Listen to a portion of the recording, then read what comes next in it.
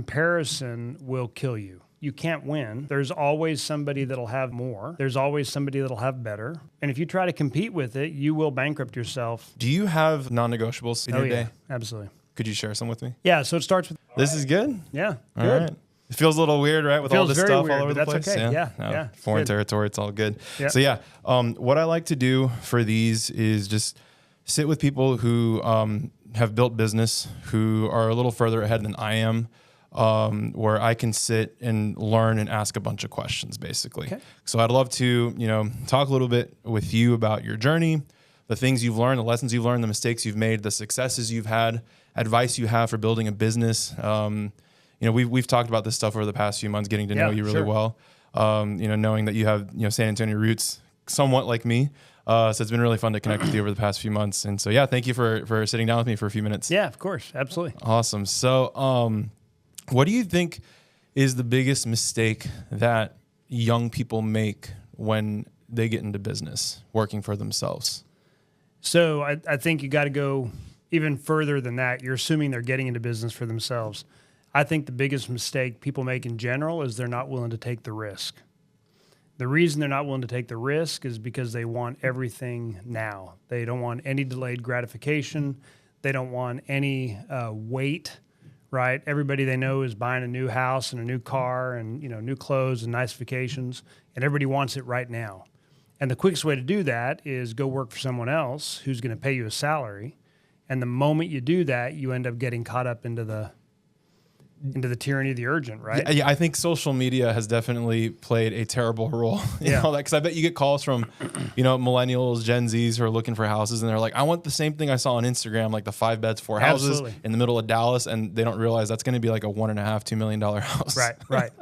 And honestly, they're not holding back. So, when I first started in the mortgage business, and I'd actually started a company before I got into the mortgage business, I had the same struggles. I mean, I had people saying, oh, go get a job. If you go get a job, you can immediately buy a house, then you can buy a car, and then you can start saving for retirement and blah, blah, blah.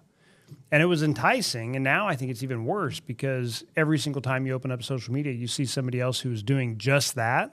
Yeah. And if you're married, your spouse is saying, why aren't we doing that? Right? Yeah. And if you have any kind of comparison issue, you're saying, why am I not doing that? And so you got to put all that aside and say, I'm really going for the end goal. Yeah, comparison seems like a challenging thing. I know I've been guilty of comparing myself to people that are a year ahead of me, 2 years ahead of me, and kids who are younger than me, right? And just being like, why don't I have what they have? So how do you stay focused? How do you stay committed to what your long-term plans are?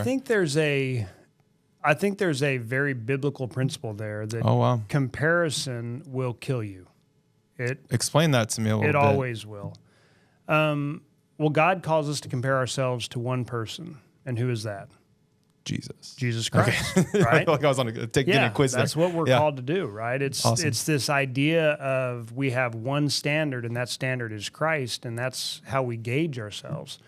The moment we take our eyes off of that and start comparing ourselves to other people, for whatever that might be I'm comparing them for their relationship or their wealth or their vacations, and we're only going to see the highlighted reels, right? We're only going to see the good stuff. Great vacation. We don't see the pain behind it. We only see the great kids. We maybe don't see the cost to raise the kids. We don't ever look at anything but what we're comparing to, and that comparison will kill you. Wow. Yeah, no, it's definitely a millennial Gen Z problem for sure. I think there's a lot of us. I mean, I don't know, maybe in your generation too, in general. Yeah. Wow. I think honestly, it's what drives a lot of people's success is that desire to be better than someone else, right? If you're playing sports, you want to be better than your team that you're playing. If you're making money, you want to make more money than the guy that was before you. If you're on a vacation, my daughter's a travel agent, and she literally had posted a vacation, and someone called and said, I want that exact vacation. I just want it better.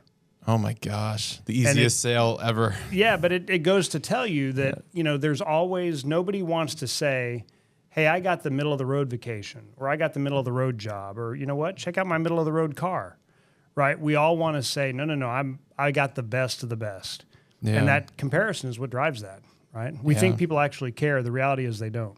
Yeah, that's true. I mean, do you have a dream car? Have you ever had a dream car? I have, yeah. My dream car was a Ferrari, and it's not anymore, but for years it was. Yeah. Yeah. Someone asked me the other day about my dream car. I just hadn't thought about a car in years. I'm busy having kids, like I haven't had the time to be like, oh, what's my dream car?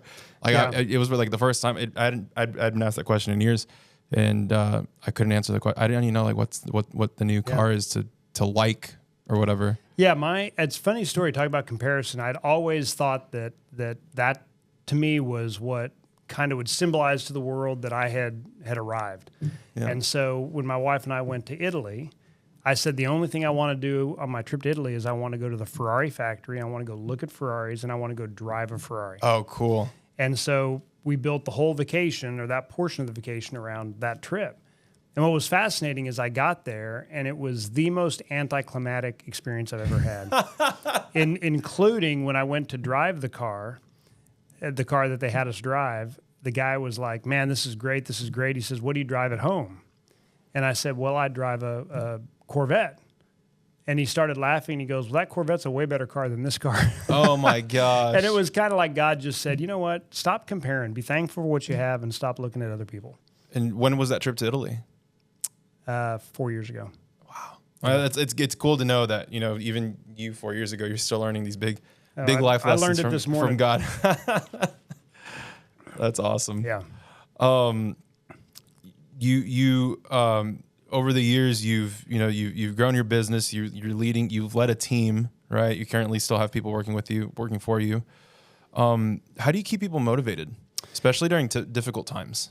Yeah, it's a great question. I think comparison is going to weave in and out of this whole conversation. It's the theme of this conversation, right? Yeah, comparison will be what causes you to make really bad decisions and can cause you to make very expensive decisions, okay?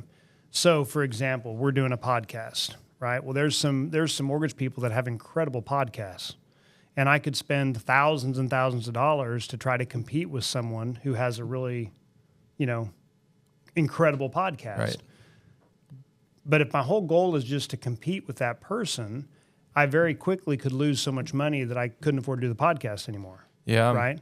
So the comparison drives you to make decisions that you might not normally make. That's true. The same thing is true with your team, right? If my team is focused on anything other than, hey, what do we need to do to better serve the customer, to better provide value to our agents, to better provide value to our financial planners and CPAs, if it's anything beyond that, then all of a sudden we'll sacrifice what's best for the client in order to get what we want because we think that's what people are comparing us against. Yeah, that's wild. Yeah, no, podcasts are definitely in. Everyone and their mother's making one right now. But I think tying it to specific goals is the most important part. Because I think, like you said, the big mistake would be, I'm going to go spend $10,000 on a studio, and I'm going to bring all these guests. I'm going to fly people in to be my guests, and then you look down, you're like, whoa, I'm down $50,000 in 6 months, and I haven't seen any results from this other than, ego's gone up, vanity's gone up. Comparison's expensive. I think something. Never thought about comparison as being expensive. Yeah, comparison's expensive. I mean, number one, you can't win. There's always somebody that'll have more. There's always somebody that'll have better. And if you try to compete with it, you will bankrupt yourself trying to compare yourself and compete with other people. Wow. Yeah. No, lesson learned for me. Comparison gets expensive. I always thought it was comparison, just, I don't know, drives your ego, drives you. But never tied finance to it. That's interesting. Yeah. Yeah. Well, and it drives all that other stuff too, right? But it's the most anticlimactic thing you can have. I mean, give me an example of when you compared yourself to somebody and you made a decision based upon that, just off the cuff. Yeah. Like I was just at a retreat with 21 other videographers, and there were way more expensive cameras than mine. Right. There were way more expensive lenses and lights and everything. And so I'm sitting there, thinking, I'm going to put my Amazon cart together. But then I realized, like, no, the fact that I've shot on my gear for 8 years and it still works great for me and keeps clients, like, why would I'd be an idiot to go drop money just to go prove to these kids who are 10 years younger than me, hey, look, I can keep up with you. Right. Yeah. So imagine you did. Imagine you went out and spent $50,000 on camera equipment, and then you had to buy it with debt. And so now you can't pay the debt. So now you got to go get a job and stop doing what you're doing because you can't afford to pay the camera. That's what happens. That's why I say comparison's expensive. Yeah. Wow. Do you have non-negotiables in your day? Absolutely. Could you share some with me? Yeah. So it starts with your calendar, right? To me, my non-negotiables are beginning with my calendar. What is on my calendar that won't come off my calendar, right?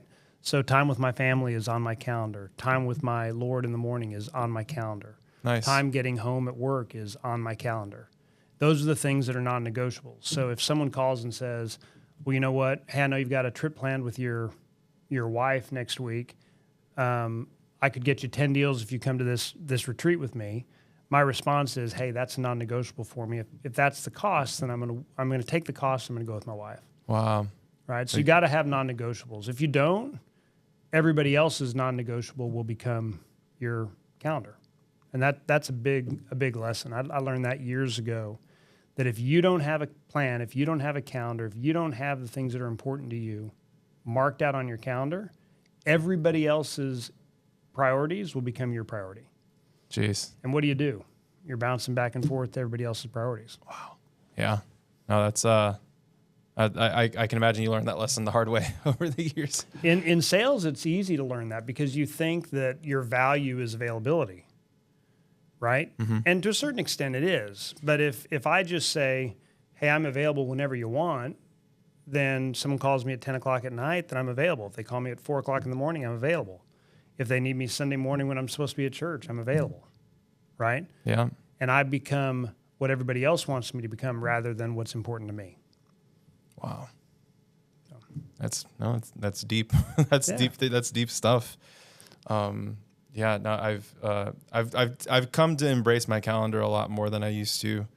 I'm starting to like Tuesdays and Thursdays are typically the days that I shoot with clients and work with them. That. Mondays are business days where I kind of, keep to the business. Right. Wednesday's full of meetings, and Friday's kind of like a flex day. Yeah. Kind of, that's how I've organized my week. And it's oddly enough worked out pretty well the last 2 weeks that I've been doing it. So yeah, it works great. Gonna keep up with that. If you don't do that with every area of your life, something else. So for example, if working out is not a non-negotiable for me, guess what I'm going to give up? Working out. Yeah. If eating healthy is not a non-negotiable for me, guess what I give up? You follow me? So now the next step is adding in the personal life, the personal goals, obviously the spiritual goals into that calendar. Yeah. Wow. There's a great visual that I'm sure you've seen where if you take a jar and you've got boulders, you've got stones, and then you've got sand. If you fill the jar with sand first, you can't put the boulders or the rocks in it. But if you start with the boulders, then the rocks, then the sand, you can get it all into the jar.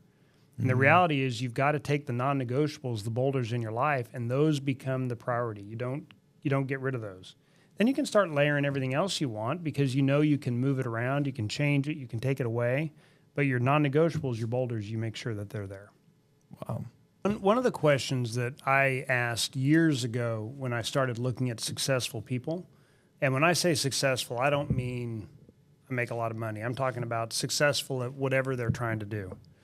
What I noticed is that their calendar was very, very, very orchestrated, and they handled the big rocks long before they handled the sand. And in most cases, they delegated the tiny things to other people, right? What most of us do is if we don't list out what those boulders are for us initially, we're handling somebody else's sand. Yeah. Right? Hey, go do this. Hey, go do that. Instead of saying, no, these are the things that are priority to me. Yep. It's really interesting when it's you and another client that I've learned this from, and I was very impressed when I saw it for the first time. I was with you first, and then I saw him like 2 months later do the same thing. You're very intentional with your time. I picked that up from you right away. I remember when I came to your first shoot, 11:30, you were ready. Like you were literally ready to go. And there was no small talk. There was no chit chat. It was just, okay, this is the time I've reserved for this. We have exactly 1 hour, go. And so I was like, all right, cool, we're going to do it. So then we shot and we finished early. And so for you, you're thinking, okay, cool. I bought myself an extra 10 minutes. This is great. And then boom, on to your next, you got in the car to go to a lunch or something that you had. Yeah. Same thing with this lawyer client I have. He walked in at 10 in the morning. Okay, cool. We're shooting. No, hi, how are you? Good morning. Like just, all right, this is the time to shoot. Yep. We shot the 8 reels, the 10 reels, whatever it was. And then boom, out the door. It was very impressive. And it taught me a lot just seeing that in action of just how valuable your calendar is and how valuable time is. Was that a habit that took you a long time? I hate to say it. I mean, what else do you have? We all have the same 24 hours, right? And years ago, I would look and I would say, how is it that someone can, just from a business standpoint, make X amount in the same 24 hours that I have, and I'm working for, at that time, $4 an hour. What's the issue here? Yeah. Right? Either they're way smarter than me or they figured something else out. And I think, and they probably were a little smarter than me, but the reality of it is they just manage their time differently. And so early on, I started managing my time differently. Give you an example today. I'm currently in school getting my master's at Dallas Theological Seminary, Wow. my master's in counseling. We're running our team, right? And then we're doing all the other stuff we do. And it's a lot, but if you manage your time, I can look at my calendar and I can fill in the big blocks, the big rocks, and then I can get everything done, and you wake up and you're able to accomplish more simply because you put value on your time. Nobody else is going to value your time, right? Only you can value your time. Yeah, that's so true. And if you're very malleable with it, then you're just going to be fitting into other people's calendars all the time. Right? I'll tell you a funny story. I had a lunch point with a client. And first time they showed up, they were 25 minutes late, and I waited. The second time, I said, I'm going to wait 5 minutes, and if they're not there in 5 minutes, I'm going to order. And so sure enough, they were late. I ordered. Food came. And when they actually arrived, I was done with my meal, and I was checking out. And they said, well, we haven't ordered yet. And I said, I'm sorry, did I make a mistake on the time that we were supposed to meet? She goes, no, I just was very busy. And I stopped her and I said, I'm sure this is probably going to be the last time we're going to do business, but what you just told me is that you think your time is more valuable than mine, and I don't work with anybody who thinks that way. Wow. Thank you very much. And I think sometimes we have to take that approach because everybody is always going to think their time is more important.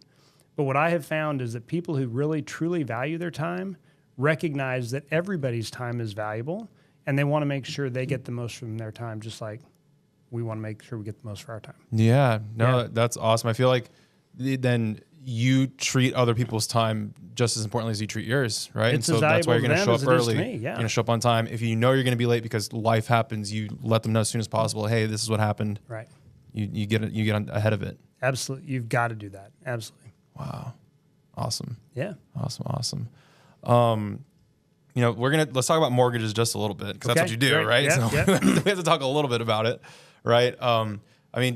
Growing up, were you always dreaming of, refinancing and, looking at the market? Like, how did you end up in mortgages? So funny story. The short answer is I had actually started a car detailing company and a water filtration company in high school. Cool. I didn't think I was going to go to college. My dad didn't think I should go to college. And my mom said, you're absolutely going to college. And so that's what drove me. Well, I figured if I'm going to be in business, I should learn finance. And so I studied finance. Then I talked with a friend who said, hey, go ahead and study economics and accounting as well. And so I went in, got a minor in accounting and economics, and then a major in finance, and came out thinking I was just going to have a job with someone else. And all my buddies were getting jobs. Everybody else was going to work. And I had offers as well. And a buddy of mine said, hey, you've always been an entrepreneur. I've known you since you were in high school. He said, have you thought about the mortgage business? And I said, no. And he goes, well, I think you can do pretty well in it. You have nobody telling you what to do. You control your own schedule, and it's sales, which you're good at. He said, I think you should try it. And that's how it started. So I worked for him for about 5 months. Yeah. And I very quickly realized I could start my own company. And so about 6 months into it, I started my own company, and that was it. Yeah. Do a lot of people fall into that same game plan where they're with somebody and then say, hey, I think I could do this on my own, and then they kind of leave? The short answer is it used to be a whole lot easier than it is today. So things like licensure and net worth requirements and all those things didn't exist when I got into the business. So it was Wild West when you got in. It was Wild West. So, not nearly as much as it used to be, but yeah, it still exists, of course. Yeah. And did you ever, when you went on your own, did you ever think, what was your vision? What was your goal? Was it just to be on your own, or did you? I think most entrepreneurs have to have a very healthy dose of overconfidence and possibly pride and pretty high risk tolerance. Yeah. Right. Which most people don't have. Right. So you put all those together and you get your entrepreneur. And I had those, and I figured that failure wasn't an option. So that meant that success was the only option. And I was 23 years old, and so I figured I had nothing but time to prove that. And so I did it. So yeah, you take the risk out, you borrow the money and you just do it. Yeah. And you go at it for 25, 30 years. I mean, you're going to be good at whatever you stick to for that long. If you stick to it that long, you will be. Absolutely. Awesome. Now you have to have a spouse. My wife was incredibly supportive during that time. I think her parents thought I was nuts. Her dad had worked for the same company for almost 50 years. And I think he wanted me to go get a job. And so the idea of going into self-employment was not a big deal. Oh, do our wives have the same parents? Yeah, very possibly, right? I think most wives, right? Yeah. But, you just got to do it. So, yeah, I think it's just been it's been an overwhelming amount of confidence that I feel like I've had to have to make it work. You got to have enough confidence for you and for her. Yeah, I got to carry both. You're carrying them both. Yep.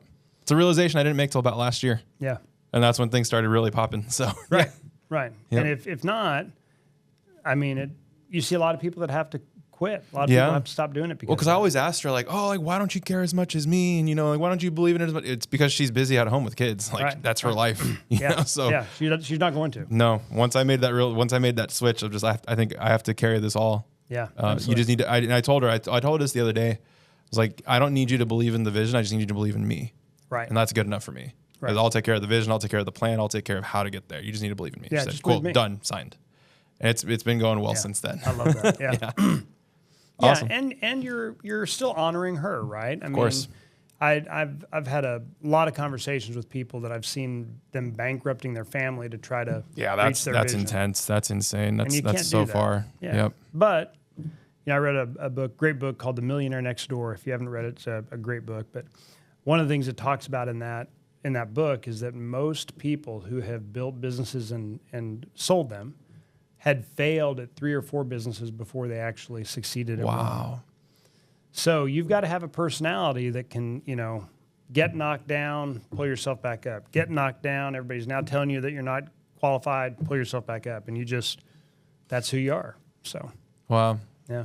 Awesome. Well, we'll wrap up there. This was great. It was really good getting just to have a conversation with you like this again with awkward mics and cameras and everything. It's a little weirder than normal, but we'll take it. Yeah. So can we hit on mortgages real quick? Oh yeah, for sure. Yeah, we'll add that in. Throw a couple things. All right. What are we talking about with mortgages? What do you want to discuss?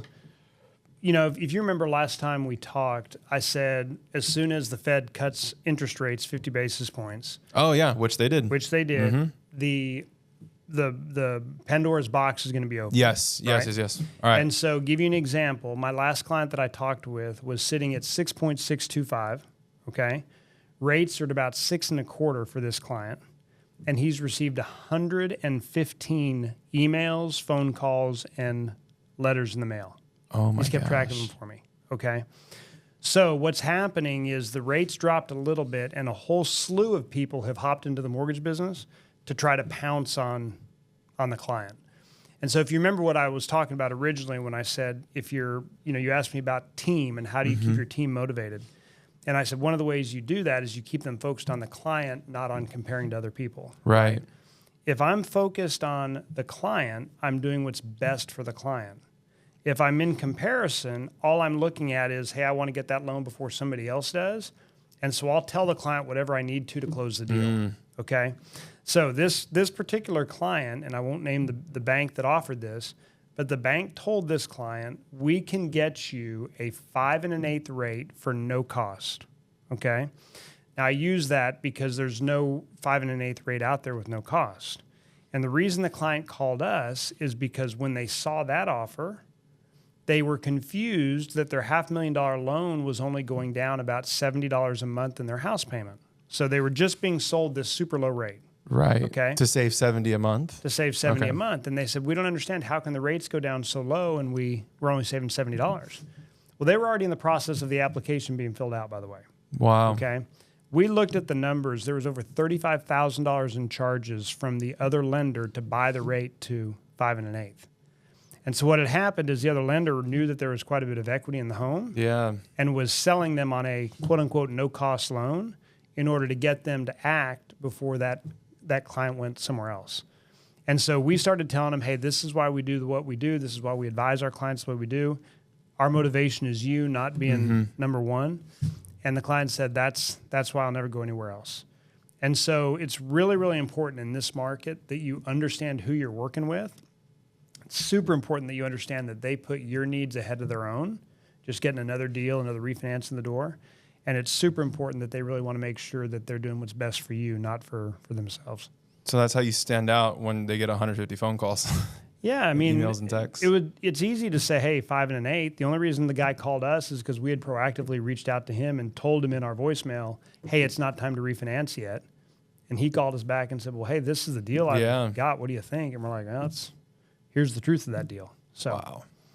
Yeah, so what we believe happened with the Fed cutting rates 50 basis points, you're starting to see mortgage rates come down. This is driving a bunch of people into the market that are trying to sell you on a refinance sooner than later. Yeah. We're telling our clients right now, hold.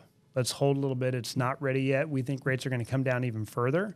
Let's give it a little bit more time before we jump. And we'll make sure that my personal goal is I like to see a break even in less than 12 months. Wow. So take all the costs, whether you finance them or pay them up front or whatever. I want to make sure you get your money back within 12 months. So you're pretty much straight up telling your clients, we don't want your business now. We want it a year from now. 18 months. I mean, you're not saying it that way, but you're not taking. You're telling them no. Yeah, that's awesome. Yeah, and that's it. Should very clearly show them that you're in this for the right reasons. Yeah, you hope, right? I mean, so far the results you'll have been win great. some, right? But you'll probably win a lot like that. And we've had some that have said, no, I'm ready to go now. Okay, great. Just we've understood it. We've explained it. Right. You're making this choice for whatever reason. Yep.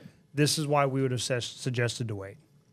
What happens to those clients a year from now when, it does go lower and they do realize, oh, we should have just waited? Like, yeah, what ends up happening there? You've heard the old story. I can lead a horse to water, but I can't force it to drink. Right? Yeah.